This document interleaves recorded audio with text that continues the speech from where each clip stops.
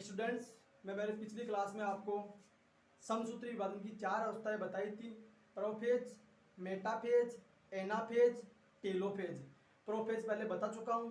अब बात करेंगे दूसरी अवस्था, मेटाफेज अवस्था। सबसे पहली चीज शुरू से स्टार्ट करेंगे कि आखिर समसूत्री विभाजन में अपने को पता कैसे चलेगा कि मेटाफेज अवस्था शुरू हो गई है। ये बताऊंगा विश्लेषण में। क्या होगा कि जो गुणसूत्र होते हैं वो जैसे ही केंद्रक झिल्ली से या जो केंद्रक झिल्ली लुप्त होगी या केंद्रक झिल्ली खुल जाएगी तो केंद्रक झिल्ली में जितने भी गुणसूत्र थे ना वो गुणसूत्र कोशिका ध्रुव में आ जाएंगे। तब जाके अपने को पता चलेगा कि मेटाफेज अवस्था शुरू हो गई है। ठीक है, जैसे पहचान, केंद्रक झिल्ली लुप्त या खुल जाती है तो गुणसूत्र कोशिका ध्रुव में आ जाते हैं। तब पता चलता है कि मेटाफेज अवस्था शुरू हो गई है। या इसका एक तरीका और बता देता हूँ, जब केंद्रक झिल्ली घुल जाती है तो गुणसूत्र में क्या होते हैं, कोशिका ध्रुव में जाएंगे और क्या होगा, यह अवस्था शुरू हो जाएगी। अगली चीज देखिए, यह क्वेश्चन बहुत बार पूछा जाता है कि समसूत्री विभाजन की ऐसी अवस्था जिसमें गुणसूत्र की आकारिकी का अध्ययन किया जाता है या गुणसूत्रों के आकार का अध्ययन किया जाता है, वह अवस्था होती है मेटाफेज। क्यों होती है? क्या होता है कि गुणसूत्र होते हैं ना वो पूरी तरह से संघनित हो जाते हैं और जब संघनित होते हैं तो वो हमें स्पष्ट दिखाई देते हैं और स्पष्ट दिखाई देने के कारण ही इसकी आकारिकी का अध्ययन करते हैं। यदि इसमें स्पष्ट दिखाई देंगे तो इसकी आकारिकी का अध्ययन करेंगे। ठीक है, अब बात करेंगे इसके तीसरे करैक्टर की। अब समझते हैं डायग्राम से। ठीक है, डायग्राम बना देता हूं मैं यहाँ पे।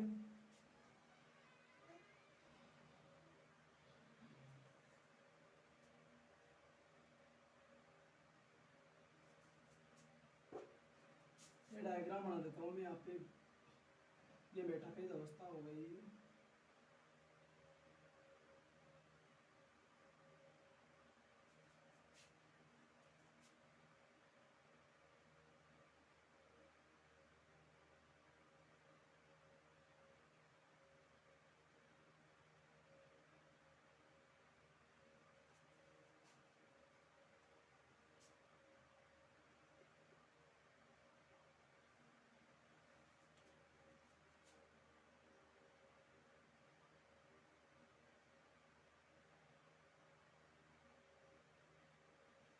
नाम रिप्रेजेंट कर देता हूं इनके।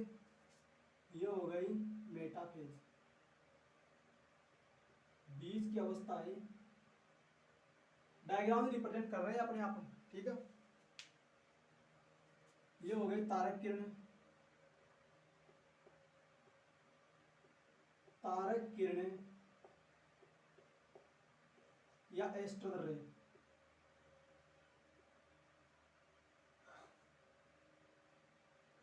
एस्ट्रल रे, ये हो गया तर्कु तंतु।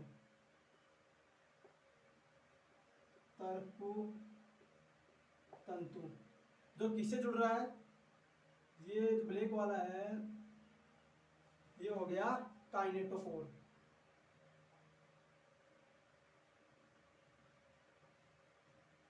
काइनेटोकोर, ठीक है। ये हो गया अपना तर्कु तंतु। ठीक है, ये गुणसूत्र है ही। अब बता दो इसके बारे में क्या है। सब जानते हैं कि मेटाफेज अवस्था का मतलब नाम से पता चल रहा है कि गुणसूत्र होते हैं वो मध्य रेखा पर व्यवस्थित हो रहे हैं। ये देख लीजिए, ये गुणसूत्र है मध्य रेखा पे व्यवस्थित हो रहे हैं। इसमें जो ये तर्कु तंतु है ना, ये तर्कु तंतु कहाँ जुड़ रहे हैं, काइनेटोकोर से। याद रखिए, तर्कु तंतु काइनेटोकोर से जुड़े हुए हैं। याद रखिए, जितने भी काइनेटोकोर है उससे जुड़े हैं तर्कु तंतु। ठीक है, टॉपिक बता देता हूँ। ये टॉपिक क्या है, थर्ड टॉपिक पढ़ रहे थे अपन कि इसमें क्या है, तर्कु तंतुओं का भौतिकीकरण होता है। लिखा देता हूँ, लिखने लायक चीज बता रहा हूँ।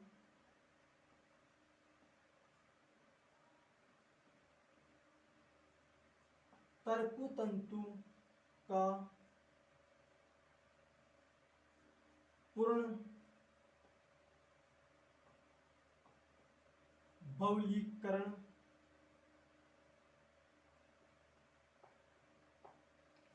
होता है। ठीक है, अपने को ये चीज याद रखनी है कि क्या होता है कि मेटाफेज अवस्था में तरकु तंतुओं का बहुलीकीकरण होता है। यह चीज तो अपने को याद रखनी है। अब इसका मैं विश्लेषण बताऊंगा, पूरा बायोडाटा बताऊंगा कि आखिर होता क्यों है, कारण भी जरूरी है समझने के लिए। सबसे पहला मैं एक क्वेश्चन पूछूंगा, कोशिका का ऐसा कौन सा कोशिकांग है जो विभाजन में सबसे ज्यादा जरूरी है? सभी जानते हैं तारक काय। ठीक है, ये होता है तारक काय। तारक काय कोशिका विभाजन के लिए सबसे ज्यादा जरूरी होता है। अब समझाता हूं, देखिए कोशिका विभाजन में, चाहे तो आप रफ में लिख भी सकते हो समझने के लिए, क्या होता है कोशिका का सबसे जरूरी कोशिकांग तारक काय ही होता है कोशिका विभाजन में। ठीक है, तो ये जो कोशिका विभाजन में तारक काय होता है ना, वो तारक काय सूक्ष्म नलिकाओं का बना होता है। अब ये सूक्ष्म नलिका क्या होती है? ये ट्यूबलिन नामक प्रोटीन से बनी होती है। इस कारण ही तारक काय होता है वो जरूरी कोशिकांग होता है। अब ये तारक काय क्या करेगा कि सूक्ष्म नलिकाओं का बहुलीकीकरण करेगा। इसीलिए कहा जाता है कि तारक काय होता है वो कोशिका विभाजन का सबसे मुख्य कोशिकांग होता है जो तरकु तंतुओं का बहुलीकीकरण करता है। अब बात आती है कि तरकु तंतु बने हुए किससे होते हैं?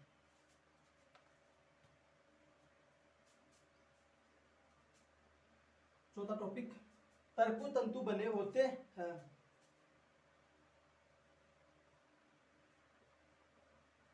तरकु तंतु बने हैं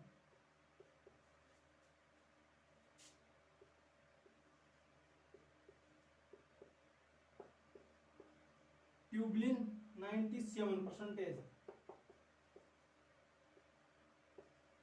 आरएनए 3%, ये दोनों मिलते हैं तब जाकर इसका निर्माण होता है। ठीक है, एक बार दोबारा थोड़ा ढंग से बता देता हूं। तरकु तंतुओं का बहुलीकीकरण होता है, ये बात तो सही है।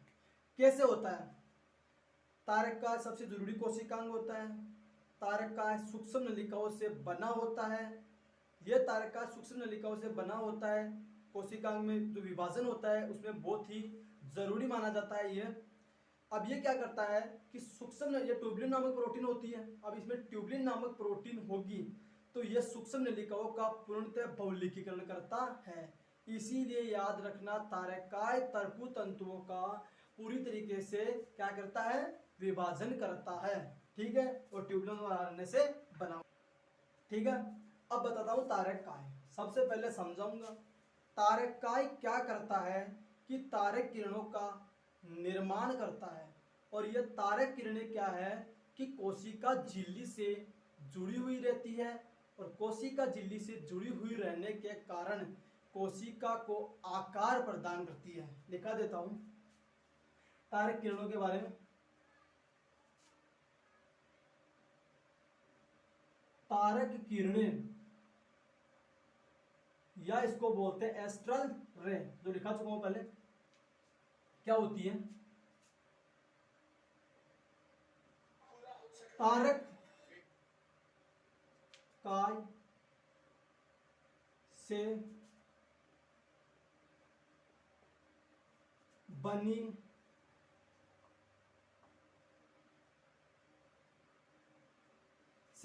होती है तारक किरण।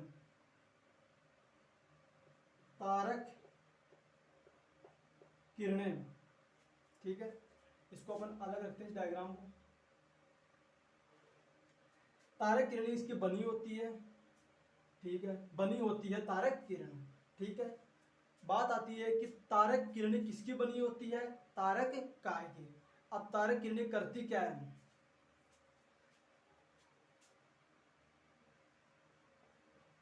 कोशिका झिल्ली, कोशिका झिल्ली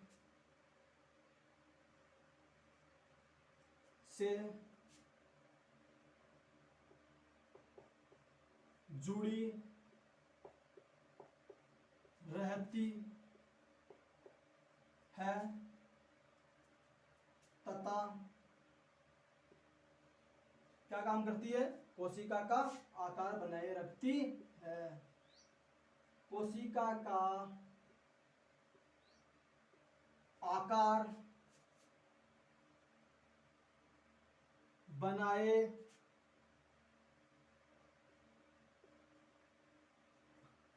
रखती है, बस यही काम। तारक किरणें तारक काय से बनी होती है। ये क्या है कि जो तारक किरण होती है ना, वो कोशिका झिल्ली से जुड़ी हुई रहती है। इस कारण यही तो कोशिका को आकार प्रदान करती है कि कोशिका का आकार कैसा होता है। अब इसका एक टॉपिक पढ़ेंगे अपन, जो बहुत बार पूछा जाता है, काइनेटोकोर वगैरह के बारे में पढ़ेंगे अपन। सबसे पहले दो शब्द आते हैं अपने, जो मैं इसमें पढ़ाऊंगा आगे, एस्ट्रल माइटोसिस और एनेस्ट्रल माइटोसिस। ठीक है, एस्ट्रल और एनेस्ट्रल दो वर्ड के बारे में बताऊंगा मैं आपको अब आगे। ठीक है, दो शब्द की बात की थी मैंने, एनेस्ट्रल और एस्ट्रल माइटोसिस। ठीक है, जंतुओं में तारक काय होती है तो हमें तारक किरण की जरूरत होती है, इस कारण इसे एस्ट्रल माइटोसिस बोलते हैं। ठीक है, पहले वही लिख देता हूं,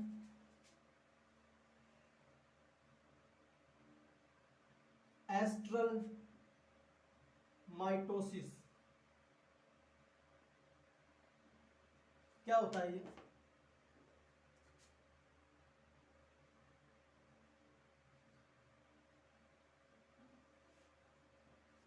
जंतुओं में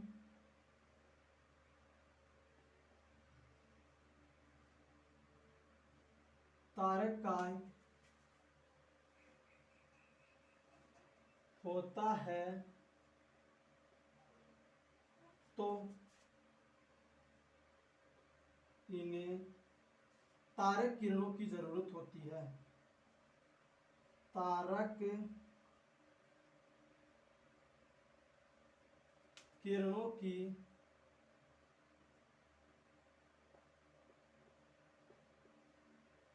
जरूरत होती है, इसे एस्ट्रल माइटोसिस बोलते हैं। सभी जानते हैं कि ऐसा कौन सा कोशिकांग है जो जंतुओं में तो होता है लेकिन पादपों में नहीं होता है? तारक काय। इसी के बारे में एनसीईआरटी में लाइन पढ़ाते हैं और होती भी है कि एस्ट्रल माइटोसिस क्या होता है। जंतुओं में तारक काय होता है, इसीलिए तो तारक किरणों की जरूरत होती है, इसे एस्ट्रल माइटोसिस बोलते हैं। अगला टॉपिक एनेस्ट्रल माइटोसिस, एक और चलता है, एनेस्ट्रल माइटोसिस। माइटोसिस ये क्या है? वही बात आ गई, पादपों में तारक काय नहीं होता है तो पादपों को तारक किरणों की भी जरूरत नहीं होती है।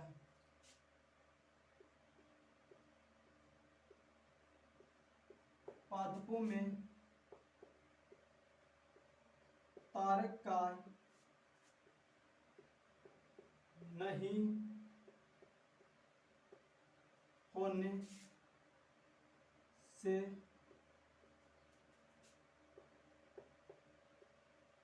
तारक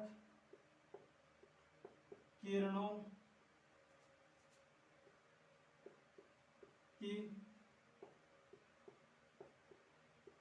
जरूरत नहीं होती है, इसे एनेस्ट्रल माइटोसिस बोलते हैं। उम्मीद करता हूं सबको समझ में आ गया होगा। एस्ट्रल और एनेस्ट्रल दोनों चीज समझ में आ गई होगी।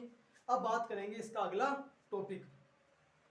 अब एक बात और बताता हूं, तारक किरण, तरकु तंतु और तारक काय, ये जो तीनों चीज होती है ना, ये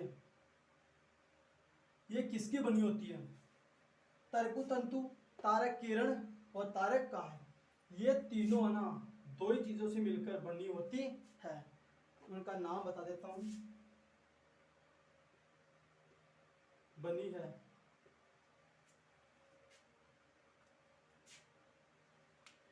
ट्यूबलिन, ट्यूबलिन व माइक्रोट्यूबलिन, माइक्रोट्यूबलिन। इन दोनों प्रोटीन से ही तर्कु तंतु, तारक किरण और तारक काय, ये तीनों ट्यूबलिन और